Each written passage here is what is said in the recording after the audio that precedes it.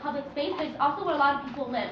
So you can't ask someone to not walk by Library Walk just because they don't want to see what's there, because this is also where they live. You can't ask African American students or students that are going to be offended by what's in the Koala to stay at home, because this is also where they live. This is a communal space, and then we have to respect that. We cannot allow fighting words that they really do cause immediate breach of peace, and we can't allow that. We can't fund that. And mass censorship is not the answer, but we need to defund the Koala now, because it's not.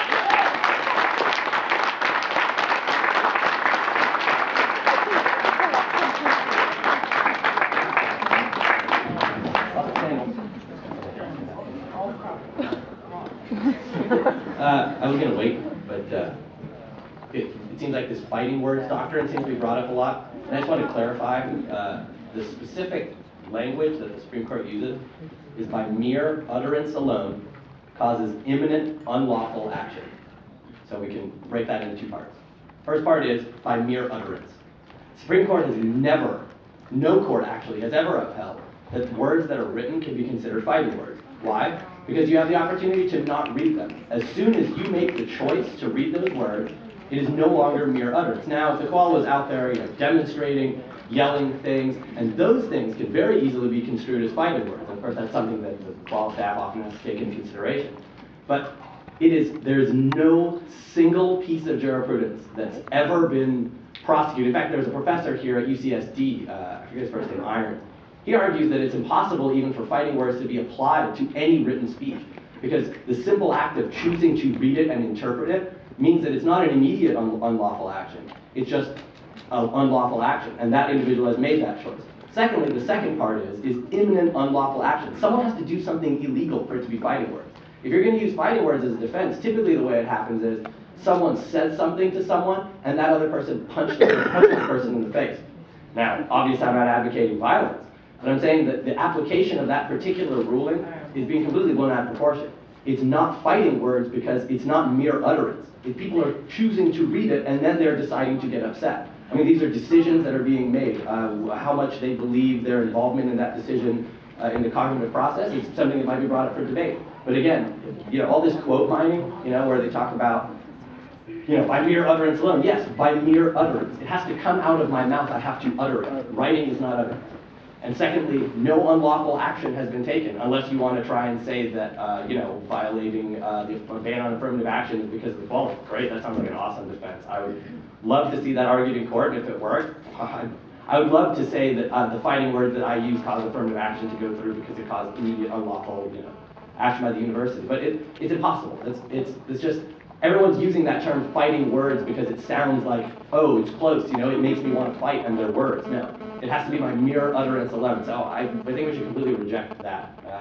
The other one that's probably going to be brought up is equal protection under the law, the 14th Amendment.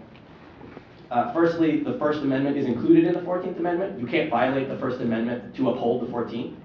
Just the same as you can't violate the Second Amendment to uphold the 14th. You can't violate any of the Constitution, any of the ones that came before it. But more importantly, in a specific court case, Rosenberger v. University of Virginia, the Supreme Court upheld that speech made by students is private speech. It's not public speech. It doesn't belong to the university. Even though might be funded by the university, it's still considered the private speech of those individuals. And the Equal Protection Clause is inapplicable to private speech.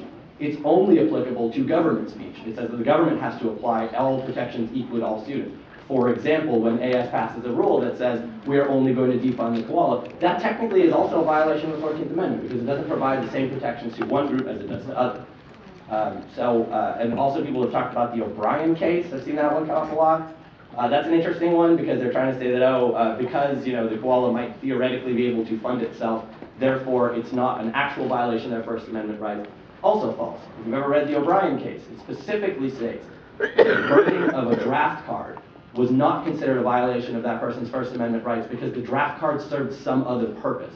It wasn't simply an expressive piece of speech. And it was actually Harlan, who some of you might live in. Harlan Hall, he's a Supreme Court justice. Harlan said that the crux of this case is that it wasn't expressive freedoms that were being violated. It wasn't this person saying something or thinking something. It was simply this person using this draft card, which had a very important purpose. to express themselves, and they could have expressed themselves in other completely legal and protected ways. So I think that all of these, sort of these legal arguments, you know, it's an example of how just a little bit of knowledge can be a very dangerous thing. And it just harkens back to the idea that, you know, if we had an open debate, if you guys hadn't frozen the funds, if the BSU had the opportunity to release a newsletter or talk about these things or have a real open public debate, I don't think this would be the first time we'd be talking about these things. But the fact that this is the first time says something very scary about the state of speech at UCSD. 30 seconds. And that's about it. Thanks.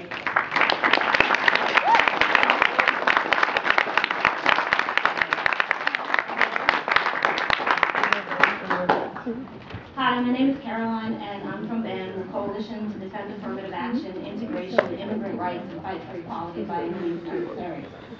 I wanted to read something that we brought to the campus today. It's an open letter to the UC San Diego Black Student Union and to all students fighting racist attacks and racist exclusion in UC and standing in defense of public education.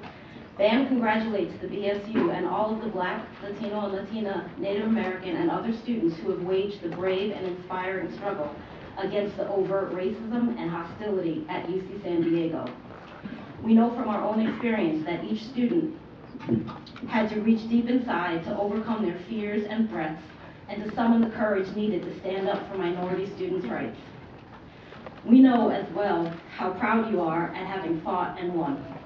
Your fight has inspired students at other campuses of the UC and at campuses across the nation. Students in South Africa, Mexico, and in other countries demonstrated on March 4th in solidarity with our efforts here to save public education and to oppose the increased disparities in opportunity and access based on institutional racism. Because you fought, Ward Connolly has now declared that he will be, quote, reviewing the settlement that you reached with the administration. As always, Connolly says nothing about the nooses, the hoods, or the climate of racism. His only concern is to end the slightest steps towards restoring fairness, equality, and affirmative action. Connolly is a racist bully, but like all bullies, he can be defeated. BAM beat him in 2001 when we built student demonstrations so powerful throughout the UC system that he was forced as a UC regent to vote against the ban on affirmative action in the UC system that he had campaigned relentlessly to win. We beat him in 2003 when we organized over 50,000 young people from all across the nation to march on Washington, D.C. when the U.S. Supreme Court heard the landmark University of Michigan Grutter v. Bollinger case. We represented the student defendants in that case who stood side by side with the University of Michigan defending affirmative action, and together we won. In 2008, when Ward Connolly announced he intended to make the November election day his Super Tuesday by getting anti-affirmative action referendums passed in 5 states, we mobilized like crazy.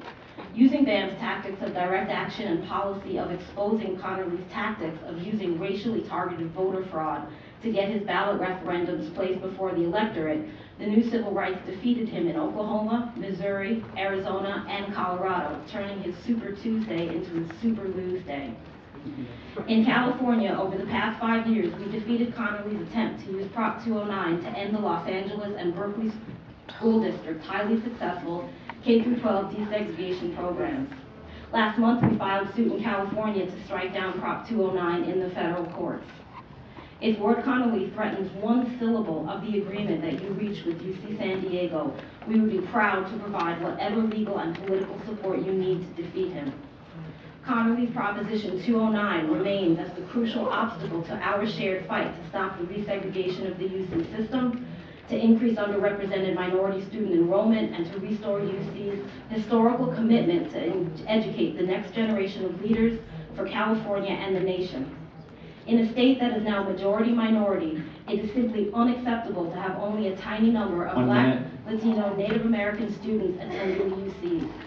Every successful measure we win to increase Black, Latino, and Native American enrollment, Ward Connolly denounces and threatens to file suit against. Ending this relentless attack against equality and the democratic principles of public education requires decisively defeating Ward Connolly. Towards this end, we invite the BSU and every other progressive UC organization, including the student government, to join with us as plaintiffs in the lawsuit we just filed. Can I ask for extra time?